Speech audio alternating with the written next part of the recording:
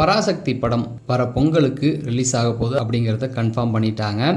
பராசக்தி படம் எதற்கு போட்டியா வருது அப்படின்னு பார்த்தீங்கன்னா, தளபதி விஜய் அவர்களுடைய ஜனநாயகன் படத்துக்கு போட்டியா வருது. பராசக்தி படம் முழுக்க முழுக்க ரெட் ஜெயந்தோடைய படம். அது டிஎம்கேவுக்கான ஒரு படமா இருக்க போகுது. இந்த பக்கம் பார்த்தீங்கன்னா ஜனநாயகன் டிவிகேக்கான ஒரு படமா இருக்க போகுது. முழுவதுமா விஜய் சாருடைய கடைசி படம் ஓடலை அப்படிங்கிறத காட்டுறதுக்கு தான் இந்த முயற்சிகள் நடக்குது. ஏன்னு பார்த்தீங்கன்னா, கட்சி தொடங்கினதுக்கு அப்புறம் யாரும் அவரை ரசிக்கல அப்படிங்கிற ஒரு பேரை வர வைக்கணும், அதுக்கு தான். ஆனால் டிவிகே தரப்புலேருந்து என்ன நினைப்பாங்கன்னா, இந்த படத்தை பெரிய அளவு சக்சஸ் ஆகணும்னு நினைப்பாங்க. ஸோ இதில் மாட்டிக்கிட்டது சிவகார்த்திகேயன் தான். ஆனாலும் இதில் ஒரு பெரிய எதிர்ப்பு உருவாக வாய்ப்பு இருக்கு. ஏன்னா டிஎம்கே பொறுத்த வரைக்கும் சிவகார்த்திகேயனை வைத்து இந்த படம் ஜனநாயகனோட அதிக வசூல் பண்ணது அப்படின்றத சொல்ல வைக்க தான் முயற்சி பண்ணுவாங்க. ஸோ எப்படி இருந்தாலும் இந்த ரெண்டு படத்துக்குள்ள ஒரு பெரிய கிளாஷ் இருக்கு அப்படிங்கிறது தான். ஆனால் நீங்க என்ன நினைக்கிறீங்க? ரெண்டு படம் ஓடணுங்கிறது என்னுடைய ஆசை. நீங்க தளபதி ஃபேனா இருந்தா இந்த சேனலை சப்ஸ்கிரைப் பண்ணுங்க. சிவகார்த்திகேயன் ஃபேனா இருந்தா வீடியோவை லைக் பண்ணுங்க.